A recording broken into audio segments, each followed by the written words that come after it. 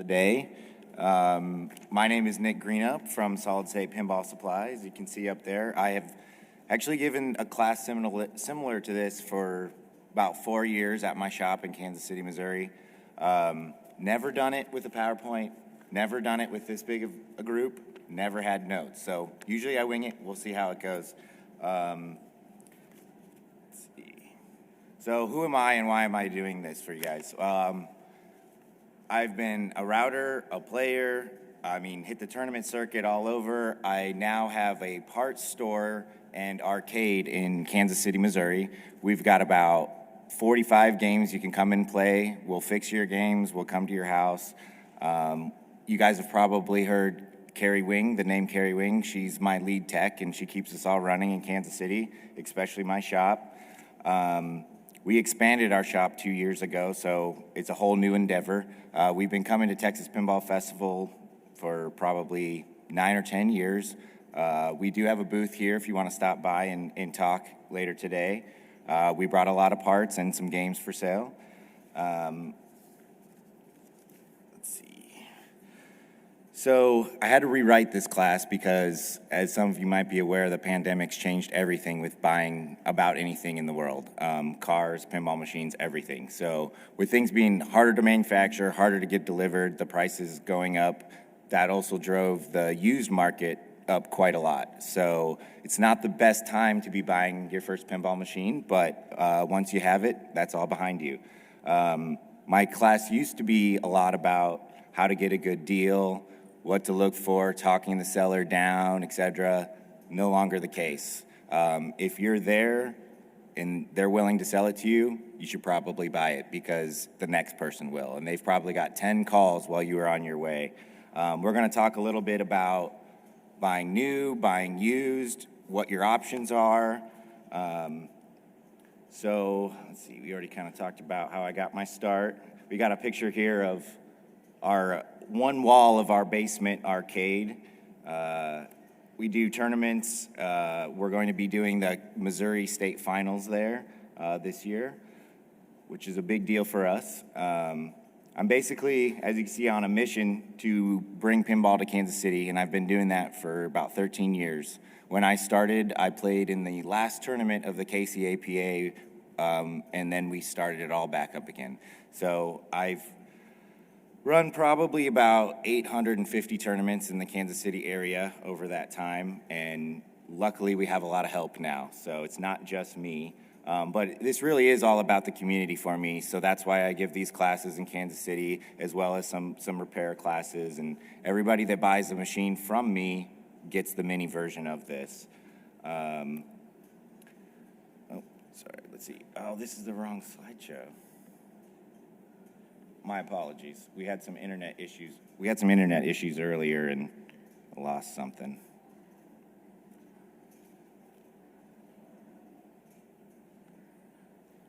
All right. So on the community front, we are bringing games to unlikely places in Kansas City, like fundraisers and Comic-Con, and we just did Comic-Con a couple months ago, and we're going to be doing it again next month.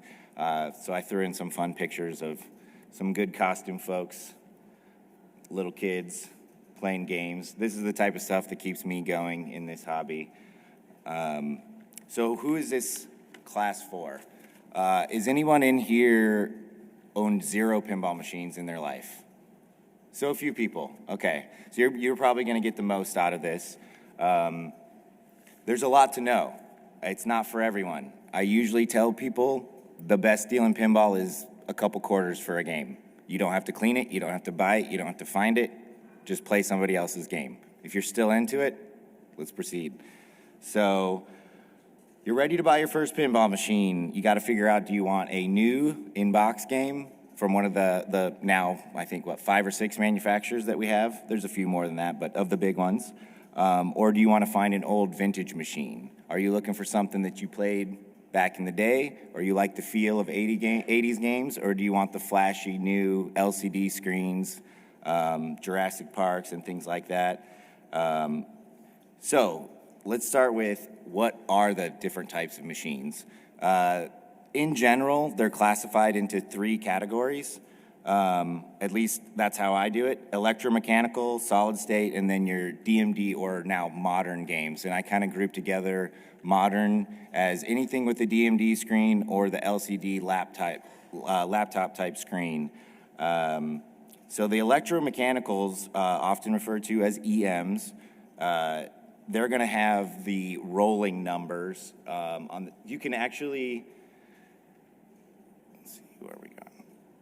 You could tell a lot about a game by the score display. It's not always the case, but in general, if you've got the rolling number wheels shown on the left there on Jungle Queen, that's going to be an electromechanical game. Now, some of them have what's called light-up scoring, so there are no score reels, but there's numbers painted on the glass, and a light behind will light it up. That's going to be games that use motors, switches, and relays to do their magic. They were first produced around 1930s, and the last ones were produced in the late 70s. There's some outliers, but there's a handful of games on the cusp that actually have a electromechanical version and a solid state version, and one or the other may be more valuable. So be aware of that. It's usually more valuable because there's less of them, but a few times it's just people prefer the EM version. So EMs can also be easily identified by the chime units and bells. So if you're hearing the sound of a bell or a xylophone type sound, it's most likely an EM. There are a few exceptions. They threw those in a few of the solid state games, but in general, that's how it goes. You're not going to get speakers and sounds, digital sound cards and things like that in electromechanical. The next era is the solid state games, which is my favorite, and that's why we're Solid State Pinball Supply. Technically, every game beyond EMs is a solid state electronics game, but we usually cut that off when we start having the DMD display like you see on Adam's Family there, where you started to get more graphics, you get to have mini games and things like that. The solid states are easy to pick out because they're going to have either numeric or alphanumeric displays where we can see it's a digital, often plasma, segmented display, kind of like your old alarm clocks and things like that. In 1991, roughly, is when DMD games were introduced. They're going to have the deeper rule sets. Oftentimes, they're going to be filled with ramps and toys. A lot of the really classic A-list games are going to be in this era. Your Medieval Madnesses, your Monster Bashes, things like that. Adam's Family. So the first DMD machine, according to Wikipedia anyway, is Checkpoint. I believe that's correct. It's a Data East game. They did... It was a little bit smaller of a DMD. You can see it there on the left. It's about half the height, so you might hear it referred to as a half-height DMD. Not many games use that. It was mostly Data East, and then shortly thereafter, Williams came out with Terminator 2, and we had the DMD games, the full size, rather than the half-height. Okay, a DMD is a dot matrix display. That is, again, right now we're talking all about the score displays. So between the two speaker panels that are lit up in the red on this photo, that's your DMD. It's dots, basically, that light up and produce the graphics in the score and the words that you see. The first full-height DMD that I could find that was mass-produced anyway was Gilligan's Island. Not a lot of people's favorite game, but it was the first. They did just over 4,000 games, and then Terminator came out and crushed the market with 15,000 copies, so roughly. This is going to be what a lot of people consider, the pinball they grew up with. I guess it all just depends on your age, of course. I like all the eras. I kind of avoided EMs for a while. They were a mystery box to me. But thanks to Carrie Wing and her expertise, I've learned quite a lot, and they're not as scary. In some ways, they're actually easier to work on. It depends on your mindset. There's no real magic black boxes or components that you don't know what they do. If you follow the wiring, everything can be seen with your eyes. Lots of relays and motors and such. So there are a couple other types of machines that you might run across if you're looking to buy. Things like wood rails or purely mechanical games. The wood rails actually have wooden legs a lot of times instead of metal legs. They have wood rails along the sides, kind of where you're resting your hands for the flipper buttons. Rather than a metal side, it's all wood, but they're EMs as well. The purely mechanical games, they're going to have nothing that changes scoring or makes decisions, if you will, about how you play the game. You're going to get a preset amount of points for whatever you hit. They don't have electricity most times, and if it does, it's a small battery to light something up. Often those are referred to as pre-war games, and they're starting to get pretty expensive. So you're probably not, if you're here, you're probably not looking for those. There's oftentimes not even flippers. So you're just kind of plunging and at the mercy of gravity. All right.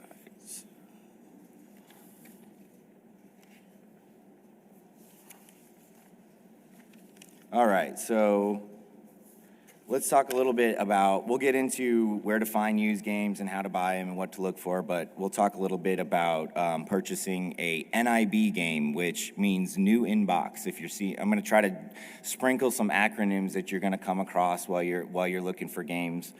Some of the experts forget that they were once new, and not everyone knows what they're talking about. So if you're dealing with someone, don't hesitate to ask what they're talking about.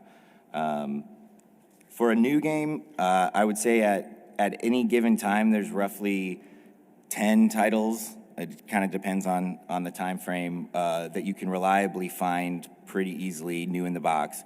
But the used market, you've got thousands of games you can choose from, but there's not often a store or a dealer that you can just go and see what they have and pick what you want.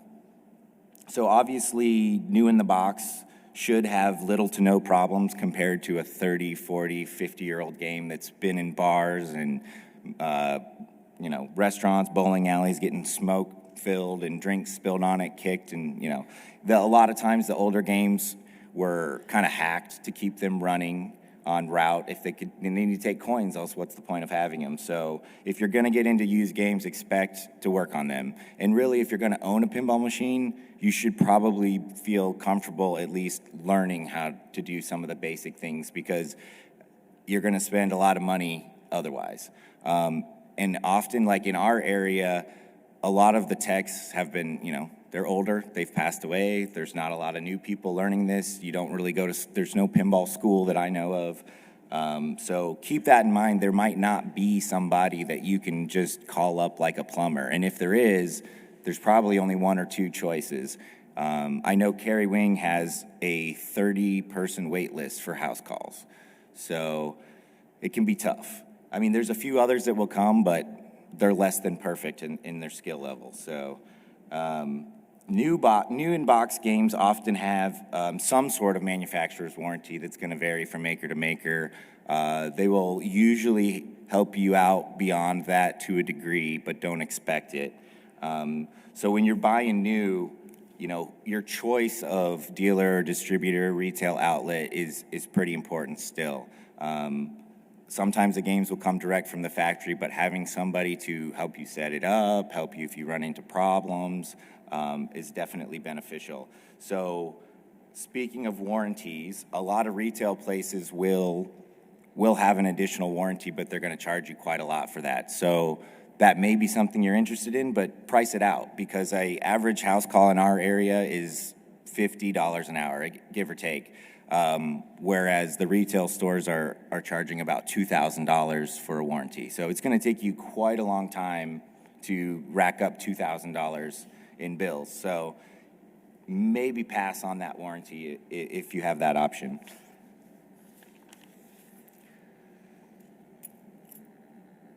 So if you're looking for an old game but you want the reliability of a new game, or you want to start with something fresh and solid, there are some remakes being made. I'm mostly going to talk about Chicago Gaming and the remakes they've made, because they did the big heavy hitter A-listers.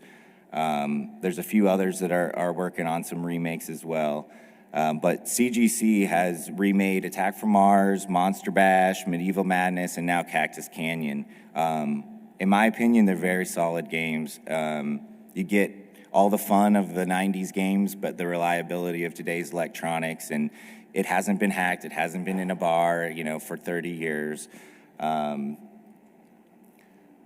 So basically the used copies of the originals got so high priced that it made sense. I mean, in my opinion, it made sense to go ahead and remake them. And their price tag was oftentimes lower than some of the originals.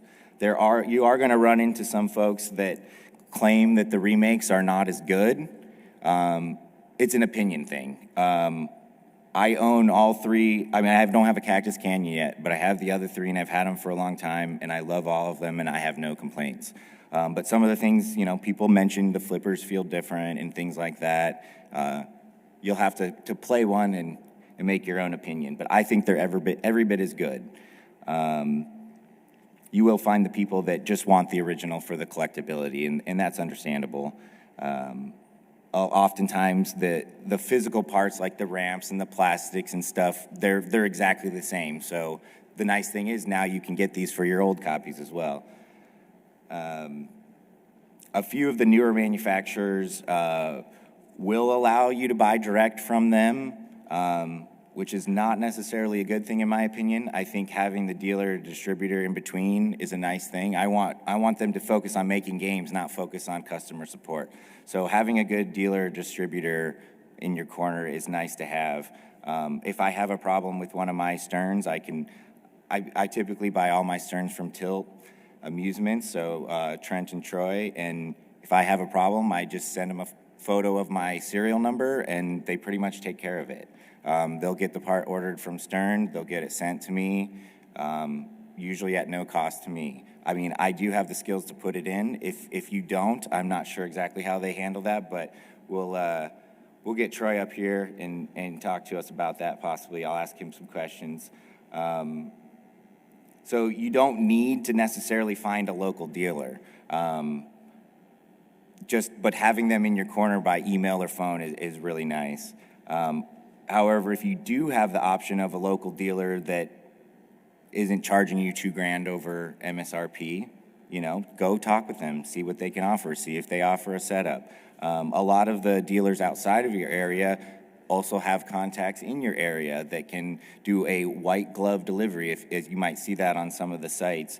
That's basically they're going to bring the game to your house, they're going to get it in your basement or your game room, and they're going to set it up, they're going to level it, and they're going to make sure it works.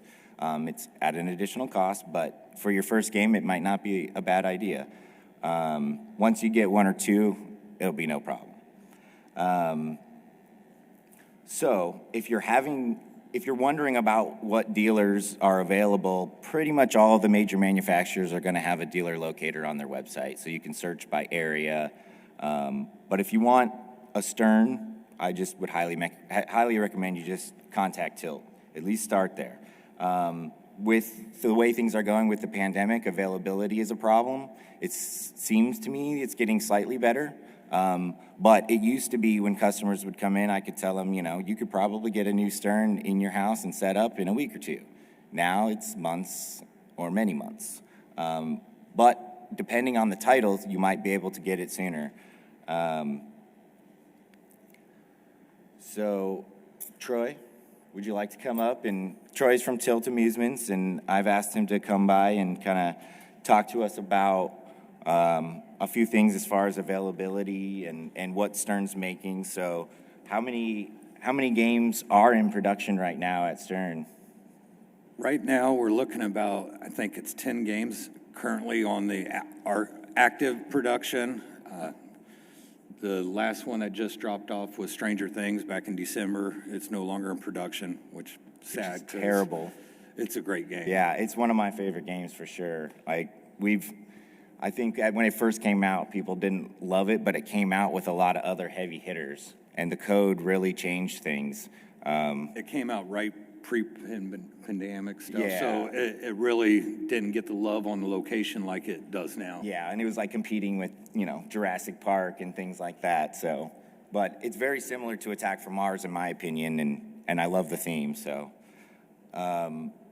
What kind of, what's a typical wait time? I mean, I know it depends on title, but to get it in my house. We used to have almost every title in the warehouse and ready to go. You give me a call.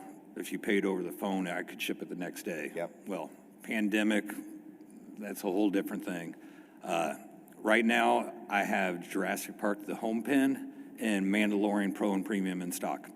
Nothing else.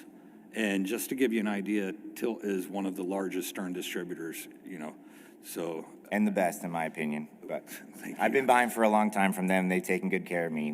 My first game, new in box, was from them. Put it on route. They were great, and I've never stopped. So.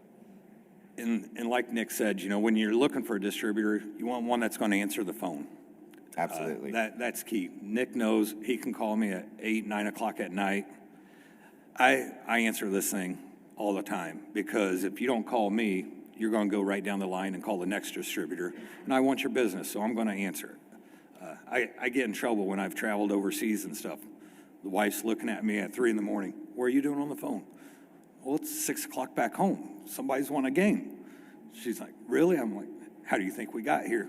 I got to answer this phone call.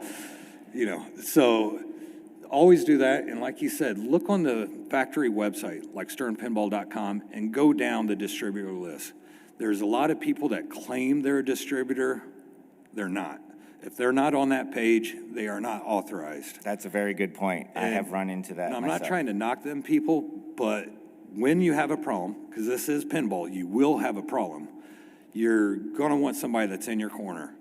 And that guy is just another middleman that's going to call somebody that he bought it from and hope that that person's going to take care of him, because that guy didn't make the money. So Absolutely. when I get an email, like people will give me a call or text and say, hey, I'm having this problem. And I'll reply, send me an email now. I need your shipping information and I need your serial number. This way, I already have that for when I get asked a question. And I actually will forward your email and copy you with Stern so that you see the chain that I'm doing it. And I don't care if it's at midnight. If I'm answering the email, I'm sending Stern an email at midnight. And I do this so that I can stay in the loop, so I can kind of keep track and say, hey, Stern, did you send this guy out a new VOC or something like that?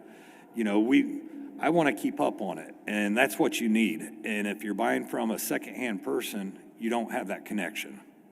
And I know I'm part of Tilt, so yeah, I want to say Tilt, but there's a lot of really good distributors out there. And there's a lot of us that will work with each other. So if somebody don't have a game, I have a couple of my friends that are distributors, and I'll say, hey, can you hook this person up with a game? And we don't do it to screw anybody. We want to get you a game. It's not, if you're not buying from me, I want you to buy from another Stern guy. So, like, I work with Kingpin Amusements out of Wisconsin a lot. If he doesn't have something, he calls me and I get it for him. And you want a distributor like that. Now, there's other distributors that don't necessarily do that. They think for themselves. And to me, it's about the brand, not about my personal company. So I want to promote Stern. I don't want to promote necessarily Tilt all the time. So always look for a guy and do a search. Google, go to Pinside. Ask people around the show where they got their game, if they're Ask happy them, with it. And if they're happy with the service, because some people might not like my response time, which I don't know how they can't, but you can't please everyone every time. So ask around, and you'll hear the same names over and over most of the time. And when you're looking for used, also ask them, because we take trade-ins. So I sell an average of 300 or 400 used machines a year. So And are those mostly Stern, recent, they're or it's everything? They're Okay. everything, because I don't care if it's a Popeye, not the greatest game, but somebody wants that Popeye. Yeah. Now, you got to use the car analogy, which I hate. If you trade a game in, I'm not giving you market price. You know, I'm doing it to make money. And profit is not a bad word. You know, everybody's got bills to pay. So, but buying a pinball machine from someone that knows pinball machines, old or new, is better. I mean, than some guy on Craigslist or whatever. So. And like me, I stand behind my machines. So if you bought a DMD era game from me, like an Adams or something like that, and the display goes out in a month, just out of goodwill, I'm going to send you a display. Where if you go off of Craigslist or something like that, Facebook Marketplace, you won't get support. They're going to say, I got your money, I'm done. Yeah, Well, I've got a business to run. I got a reputation to maintain. So I'm going to do what I can to keep people happy even after the sale. And some of you might be wondering, like, I'm buying a new in-box game. Why do I need to call him? Why is there problems? Well, like he said, all pinball machines break. But besides that, people are hungry for new games. So Stern is pushing them out. You know, like oftentimes when you get a new game, the code version is not going to be 1.0. It's not quite finished. It's still great. It's everything you need. Think of it as it's a good starting point and it's only going to get better. But with that, you know, things happen. There's a lot of moving parts in a pinball machine. There's lots of software. There's, you know, they find once it gets out of the factory and it's out in the wild, stuff that they never thought could happen is happening. So there'll often be software fixes or maybe even hardware fixes sometime. And being able to call him up and say, I'm having this problem. And he's like, oh, yeah, we got a couple other people that have had this problem. There's a fix in the works. And as soon as it's ready, it'll be on its way to you. Rush. So, yeah, exactly. Yes, there's a big deal with Rush. So if you hadn't heard, and I can tell you, I've had over 1,000 emails about when's the protector fix coming, and it is coming. I'm good friends with John. I've seen it, but it just hasn't shipped yet because engineering and people ask about the delay of something like that. It's not just okay. Here's a fix. Let's send it out. Well, not everybody knows how to do it, yes. So we have to come up with a instruction manual, basically of. You got to remove the pop bumper screws. You got to go underneath, you know, making it as easy as possible. So we have to do a 2 or 3 page with picture of remove this, remove that, install this, you know, so it's like legal mumble jumbled kind of stuff. Yeah. And like he was saying on the first-time buyers, they don't know everything. I mean, I've had people, hey, I got my game. It looks great, but it don't work. Okay. Is it plugged in? And sadly, you got to ask that once in a while. Or is the plug pushed all the way in? That's pretty common. Okay, did you turn the game on? No, I just plugged it in. Yeah. Okay, well, there's an on-off switch underneath. Believe me, I've had these kind of questions. And the on-off switch has moved over the years to different locations. So now it's up under the head. It used to be right up under the coin door. So. That was a big change when they changed it up to under the head on the modern Sterns that people didn't know because they kept, there's no hole, there's nothing here. So, or how do you put it together? Because on me, a majority is new in box games. I get this big brown box, 3x3 by 5 foot tall. What the hell do I do? Yep. And so I'll sit there and say, okay, do you got FaceTime? I'll go up my shop and I'll set the camera on a tripod. I'll put one together. Watch me. Or YouTube it if you don't want to do it right now. But you do that kind of stuff for your customer to show them how to set it up. Because even though for me it's simple, I've done thousands. Right, we take it for granted. But I don't want to assume that a new buyer knows that. Yeah, So there are things that can go wrong in the setup for sure. I mean, if you just get in there with the box cutter and cut that box open and start cutting tabs, you're going to have problems. I can't tell you how many people have cut open the box and then this banding strap that holds the head down. Next thing you know, boom, Yep. and they broke a back glass. It happens a lot more than people think. Yep, for sure. There are some good videos out there as well. There's a lot. If you buy from With him, YouTube. he'll help you. But there's also videos, you know, and even Jack Danger has done some really good videos on how to tear down and set up a pinball machine. There are some, you know, some different ways to do it, but in general, there's only one right way to do it, to not hurt yourself, not hurt the game. Stern does give you a nice Stern printout does have of how to do something it. But taped onto every box, and they also have linked to a YouTube video that George Gomez, I believe, is the one that did it.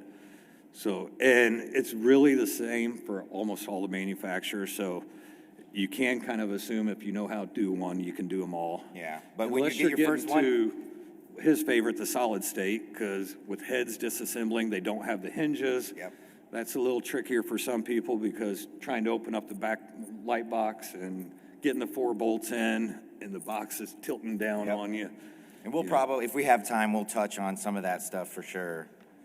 Yeah, every air is a little bit different. The EMs, the head, typically you want to remove it completely because, like you said, there's no hinges on some solid states, and there's definitely not hinges on an electromechanical game. But there's a lot less connectors to disconnect to get that head off. And a 12-pack is your friend. Offer a friend some beer, Yeah, and you come want a over and friend. help you. Yeah, I mean, I do it by myself, but it hurts. It's fun, and I'm getting older. I'm trying to buy the right tools and stuff, but ask a friend. He's going to want to play the thing anyway. Exactly. Once it's set up, you need someone to play against. They're 4-player games, you know. So how does it work if I want to order from you? I mean, is it check? Is it credit card? Do I just call you? Am I on a wait list? How does it work? Sadly, right now, a lot of it is wait list. And every company has a different policy. At Tilt, we order hundreds of each title and stuff, and we ask for a $100 fully refundable deposit. We don't care what the reason is, you back out. If you found one at another distributor, the dog died, the wife said no. I usually will say, did I do something, just to see if it was me, but otherwise it's fully refundable. And what that does is helps us project our ordering. So, I mean, like Godzilla, I'm 150 deep on the premium list. If you're asking for a Godzilla premium, you're looking March, April of next year, hopefully. The Pro, you're looking at 2 or 3 months. They're both great games, but the premium just killed it. Mandalorian, you know, I have those in stock, and that's only because they just came off the line, and I finally filled all my orders from May of last year and throughout the year. So now everybody that did order one. So people ask me, and they'll say, where am I on the list? And I'll try to give you an idea, but you got to understand, whether it's me or any other distributor, we don't always get what they tell us. You know, I've got 20 rush coming in the next 2 weeks. Well, there might be a production issue where I get 17. Well, it really sucks for me to tell that 18th person on the list that now they're 2 months farther behind. So, and that happens with all of us distributors. But as long as you got a good distributor that's just going to be honest and tell you, and, you know, no, I don't email everyone saying they pushed it back a month or so, because most of us all are online and know it before this distributor even does. But if you have a question, then just reach out. Yeah, you know, just to reach you. out. You know, the only ones that frustrate you is like somebody ordering a Godzilla right now. I'm telling them March, April of next year. And next week, any update? Yeah. I'm sorry, I don't have an update for you that quick. So buying new games today takes patience for sure. So But other titles, like Turtles is being made in September, October, I believe. There's still some of those available. But for a lot of distributors, we're 90% sold out of all our allocation for the rest of the year because of the pandemic. Everybody at home, and I guess we're getting older and got more money now or something, because the prices aren't cheap. well, we're not traveling as much. We're not going out as much in the last couple of years, I guess. So like show games, there used to be, everybody's like, oh, I'm waiting until Pinball Expo. I'm going to buy a show game and get $500 off. Those days are over too. Yeah, they're going for more now, more know, than you would have. It's at the show, you're beating the 9-month wait, and that's your discount at this point. Absolutely. So if I'm ready to buy from you, it's my turn, my game is there. How does delivery work? I mean, do I need to be a commercial location? Do I need a loading dock? Like, how does it work? Just show up at my house? So once you send the deposit in and Stern tells me we're running Godzilla this week, you're getting 10, I'll email the first 5 people, because I know I should at least get that many, and say it's time to send in the final balance. Credit card, I know a lot of people don't like this. There's a charge. There's not that much money for us distributors, even especially with lower amount of games coming right now, Yeah. that we can't eat $300-400 in credit card fees. That convenience is the buyer's convenience. It's not the seller's. I prefer check. Costs you 60 cents to mail it to me. Some people want to do PayPal. Well, there's fees. Yeah. So Square, there's fees. Every one of those. So I tell the people, send me a check, wire me the money. If you need one of these other options, this is the amount that's added to it. So once I get that, I'll also ask, how do you want it shipped? Do you want to pick it up at the terminal? Like here in a big town of Dallas and stuff, there's 50 trucking terminals. There's Estes, there's Holland, Dayton, all these. To that, it's cheaper. If you want it brought to your house, that is usually about a $100 liftgate fee. That's a little extra. Yep. And Nick mentioned for first-time buyers, some of them want what's called white glove. White glove, yeah. That's where somebody brings it in and sets it up. That's a little harder unless you go with a company like Naval or Beltman, but they're about $675 shipping compared to $200 or $300 of other companies. You might be better off trying to find some other and this comes back to the community thing. Meet pinballers in your area, see if they can help you. Come over and, save yourself $650 and make a new friend, Like when somebody wants that because they don't know how to do it, like I just had a couple that have a 14-year-old son with MS or something like that that's disabled, and they're like, we don't know nothing about this, but it's for him. He's in a wheelchair. He can't do it.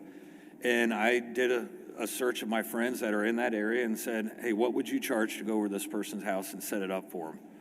And he wanted like $150 to pick it up at the terminal and then take it to their house and set it up. Yeah, that's awesome. Well, they would have paid a $100 liftgate fee already, so now for $50, they're getting somebody to bring it in. Just be polite and let that person know if you have stairs. Yeah, that's another big thing. If you're picking it up yourself, how are you going to get it in your basement? Yeah, because stairs, a company like me, we've got escalators and stuff like that. An escalator is a stair climbing dolly that you basically belt the game to, and it will mechanically move itself up or down the stairs. And they are thousands of dollars. So that's a key thing when you're looking for your first machine. Where are you going to put it? Because not all ceilings have the height. Like most ceilings on a house from the 70s and stuff won't fit an Addams family with the topper, in the basement. A lot of them have low rafters. So make sure that you're going to have room for that game. Big guns. I love big guns. Nick's got one in his booth. Yeah. It won't fit in a lot of basements of older houses. It's extra big for sure. That extra 8 inches. And some of them have toppers, and maybe you want, yes.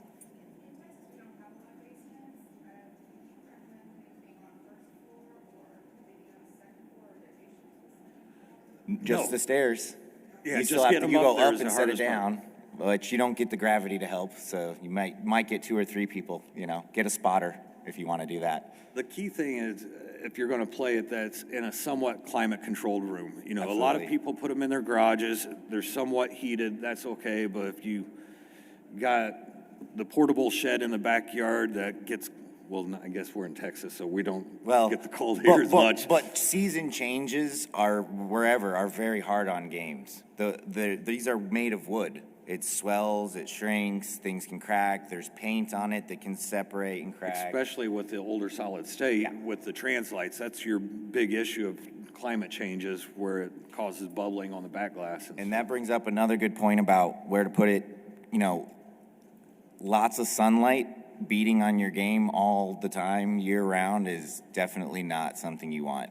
It will fade the graphics. You'll see maybe like a Johnny Mnemonic game. It's supposed to have a red side cabinet. Many of them are yellow because the red is the first to take the hit from UV, and maybe it sat in a bar or a bowling alley right by the window. One side's yellow, one side's red. So try to avoid, full on sun at all times. Another thing, be willing to learn how to work on it, unless you got a lot of money to pay somebody. Yeah. Don't be afraid. Especially with the news groups out there, if you screw something up, make a post, and there's someone else that's done that same screw up, and they'll be able to help you fix it.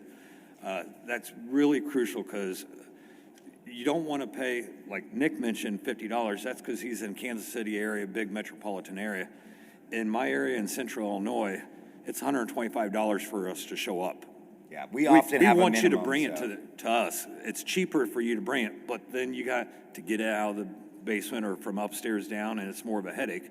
But doing house calls can get pricey for the fact that we cannot carry every part to fix every game with us. Or every tool that's the right tool for working on that game. So then you got multiple trips to the house, which is multiple time. Yep. And if you have a repair, ask the guy what his charges are before you even have him come out. Some are $125 an hour, some are cheaper, some are $125 for the first hour and $50 for every hour out. We have some in Kansas City that it's a $250 minimum. So if you need a rubber ring or a flipper rubber put on, you're paying that. And if you can turn a screwdriver, you can open up a pinball machine, take the glass off, and put a rubber ring. I guarantee it.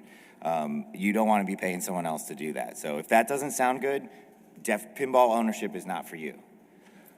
They need to be cleaned as well. So, and we will touch on that. We're kind of running short on time. And another thing, look up the game before you buy it.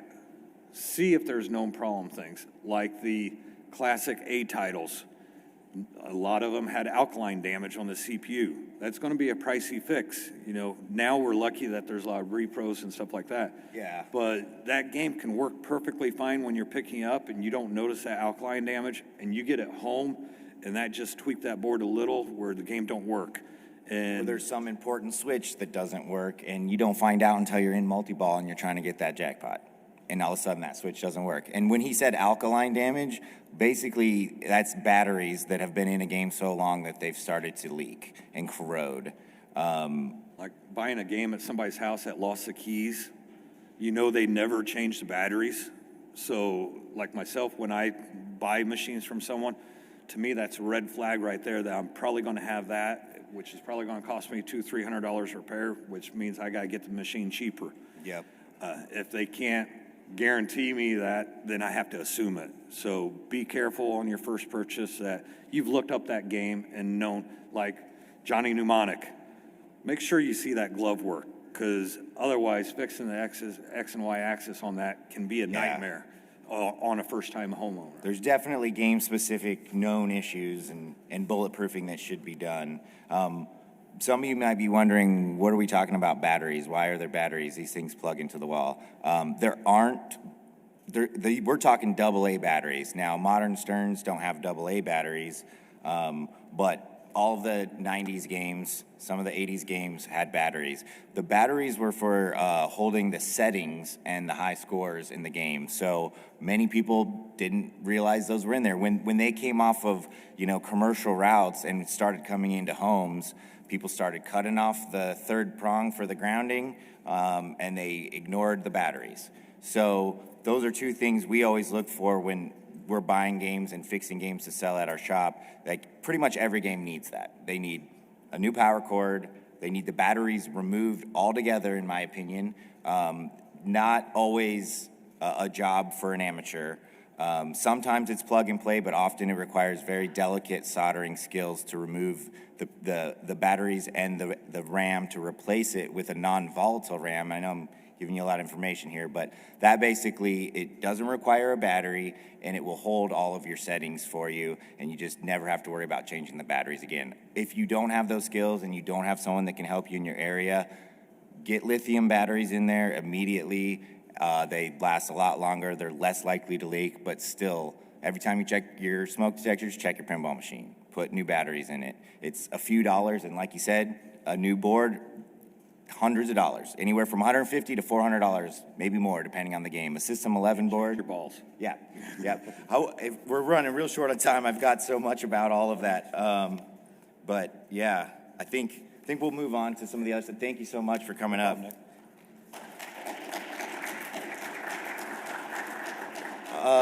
I'll try to touch on a few more things, but we need to have some time for questions here. I'm happy to talk more about this at my booth through email. You can call me. I'll hang out a little bit afterwards and we can talk.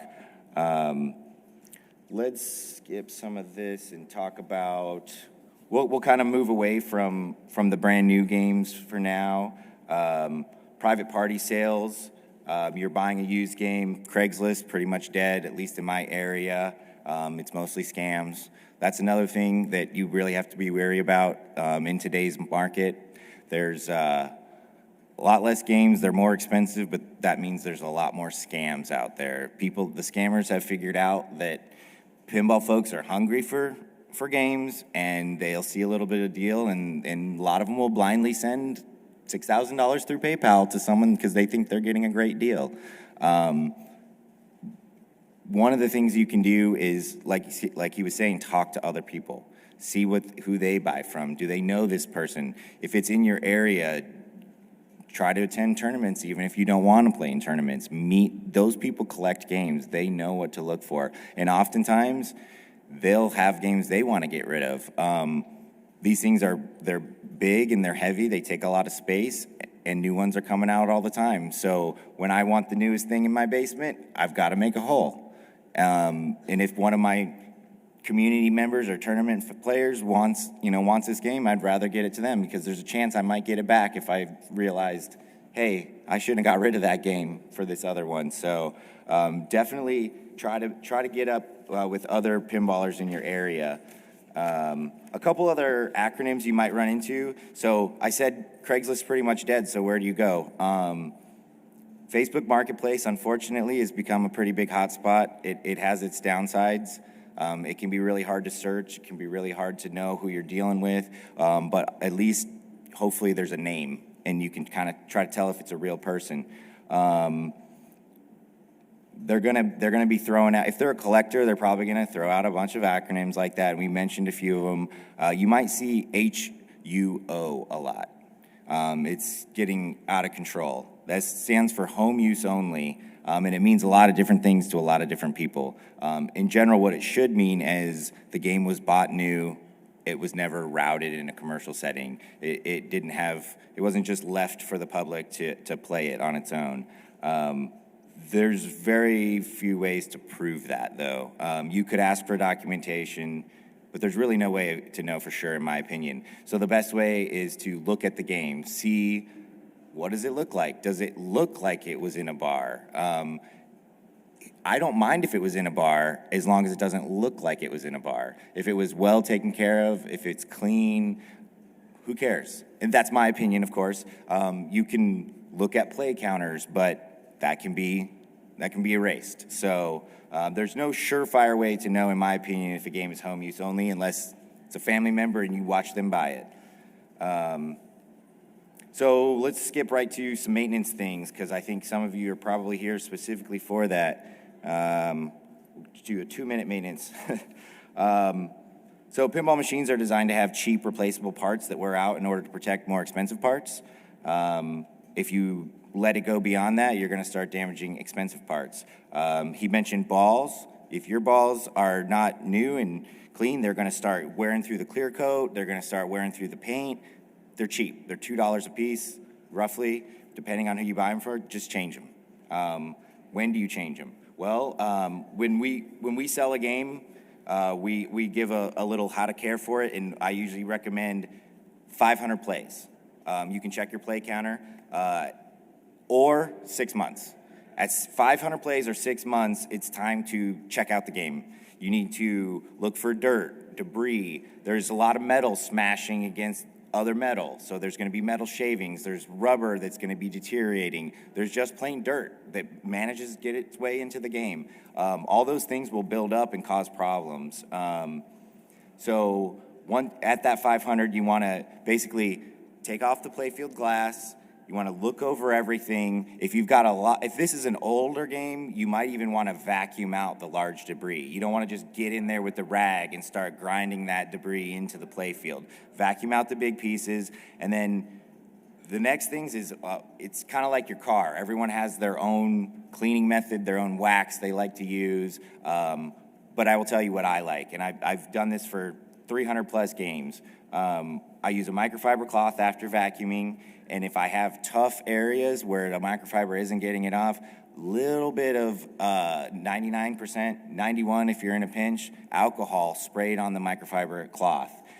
wipe that super dirty area. Oftentimes it's kind of by the flippers where the ball goes every single time. Wipe that off and then use a dry part of the rag. You're basically trying to introduce as little moisture as you can to the game. The newer games have a pretty good clear coat, so you could even use something slightly harsher. I've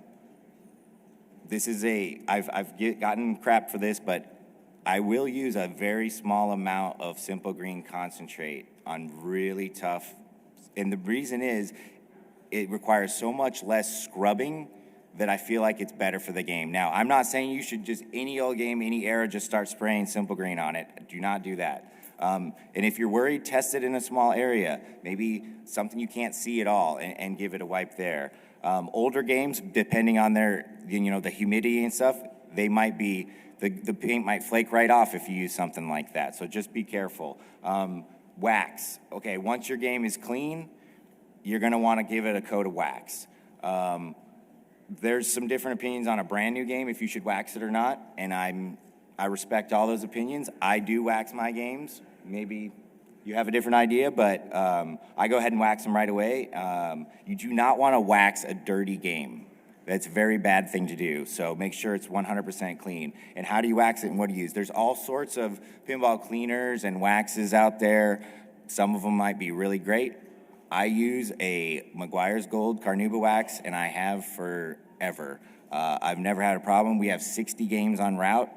Every single one of those gets waxed probably once a month, once every 2 months, depending on the amount of play, with that same, and you can get at any auto parts store. It comes with, a big old pad for your car. That's not gonna work for your pinball machine. There's too many little areas. I have a set of microfibers that I use specifically for wax. I just get a little bit on there. I do about half the play field at a time, just in case I get pulled away by life, and that way I don't have crusted on wax over my whole game. But I do half the game, wait about 15 or 20 minutes, and then I buff it off with a t-shirt or a cotton cloth. At that point, let's take out the balls, let's look at them. If there's pitting, scratches, or hopefully not rust, but rust, definitely get them out of there. Put new balls in. While you're in there, go ahead and kind of grab everything and give it a little shake. All the ramps, all the plastics. If something feels loose now, tighten it before it comes out and you have to try to find your screw. Oh boy, we are really out of time. Let's just actually pause here and just see if there's any questions, because I think we got another session coming in. Does anybody have any questions about owning, buying, cleaning, maintaining a pinball machine? Yeah. Oh, okay. The question, yeah, I was about to, yep. So the question was, what's the average cost for maintenance? So on the modern games, for me, it's just cleaning and rubbers. So a rubber kit, if you buy a kit, it's probably going to be $20, $25. If you buy them individually, it'll even be cheaper. Places like Pinball Life will have a kind of a generic kit that's going to fit most games and have a bunch of extras, and you'll have some laying around. Really, it's a better value. So on the new games, not much. Like I said, the balls are $2. Older games, it can vary greatly. Flipper rebuilds, though, you're going to need that on every game. And that's going to run you, for 2 flippers, about $30 to as high as roughly $50, $60. There's some that are, get up there in the $70, $80 range. It just depends. If you've got more flippers, you're going to have to take half that cost and add it for each flipper. And I would say the average home user is not going to rebuild their flippers every year. So the cost is fairly minimal if you're doing the work yourself and you don't run into major issues. If you run into major issues, it could be $1,000. I mean, so I wouldn't expect $1,000, but if you go and you buy a game off Facebook Marketplace that's 30 years old, you might spend $1,000 in the first year, depending on if you're doing the work, who's doing the work. Like I know when games come into our shop, we spend 40 to 90 hours on each game, taking everything off the top of the play field, cleaning everything, replacing everything. So it can get up there in that situation. But with a new game, you shouldn't have any $1,000 surprises. You'll have a warranty if you get a board that's messed up right from the go, they'll typically replace it. Did that pretty much cover, or you?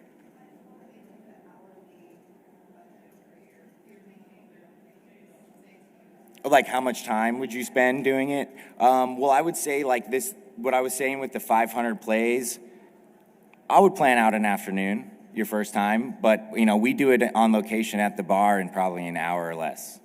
And we're not taking everything off the game. We're cleaning the areas we can get to. And you get under the ramps and in the back orbits and stuff, I recommend getting yourself the good old pinball tool of a chopstick and put your microfiber on that chopstick. You don't want to use a screwdriver or anything metal. You'll be scratching up your play field. So your first time, though, yeah, I would expect a checkout and a cleaning to be a half day or a day, depending on how meticulous you want to be with it. A flipper rebuild, your first one, definitely plan on a full day. Once you get good at it, it's nowhere near that. But I'll tell people I'll do a flipper rebuild in an hour. Guaranteed that because I said that, it's going to take me 2. You're going to run into some problem. You're going to have to look something up if it's your first time. So there may be a part that you thought you didn't need and you ended up needing. Once you take things apart, you'll find more broken pieces that they didn't appear broken until you took them off. So they just kind of fall apart once you take it apart. So I see a question there.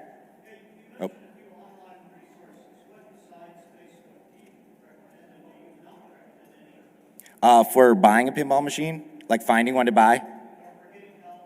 I'm not super active on pinside.com, but I read it all the time. When I need information is when I use it. So there's a lot of great information on there. There's actually Vid's guides. If you VID, he's a user on Pinside that has excellent guides for about everything you want. So if you're about to attempt a flipper rebuild, go check out Vid's guide. Read everything. He touches on all the different types and eras of flippers. Might as well start off with some good information. Pinside also has a marketplace. I've bought and sold on there. Your mileage may vary because it's just individuals, but you can set up a wish list. Go play all these games in here and find games that you think you might want to own. Put that on your wish list and you'll get an email when someone posts that. And oftentimes, if you have your collection on there, I get people emailing me all the time through Pinside saying, hey, do you want to sell this game that you have? So it's a way to buy and sell. Yes? Okay, yeah, Pinside, it's PINSIDE.com. And it's a forum. It's a pretty great community, honestly. You can find, they'll have an owner's thread for about any game you can imagine, old or new. So you can go talk with all the folks that have had that game for a while or just got it or whatnot. So, yes?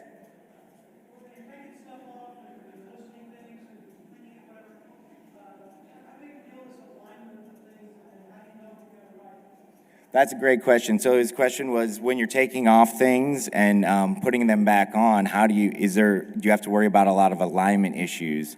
Yes, there are, and you might put things back together and play the game and find now your ball's getting stuck somewhere, or your flippers feel like they're too low or too high or they're not even. So there is some adjustment that needs to be made, and there's a few of those things that are opinions as well, so it's your game, so you can decide.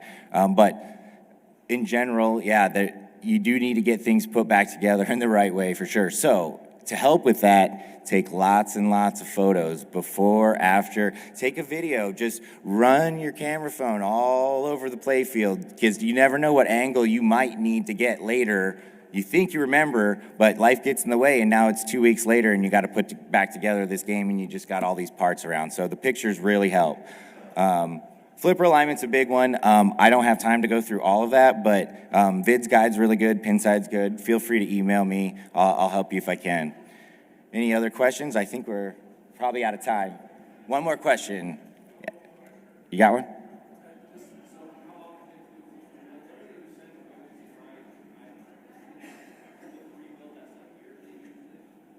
Okay, so the question was, how often do you have to rebuild the flippers? It depends on how much you play.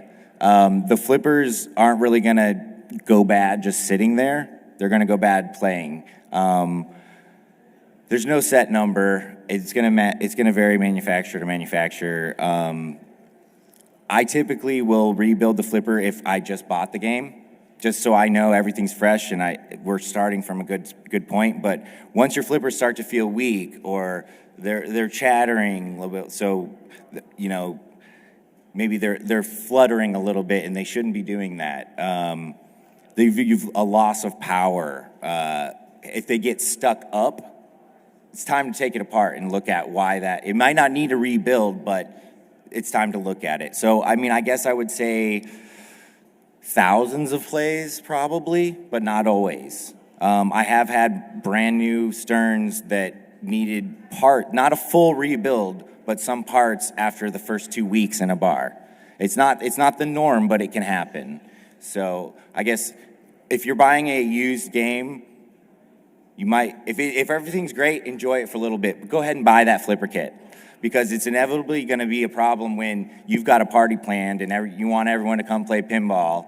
So you want to have those parts on hand for sure. So, all right, I'm sorry I missed a lot of things, but we're out of time. So thank you all for coming. If you want, I'll be outside.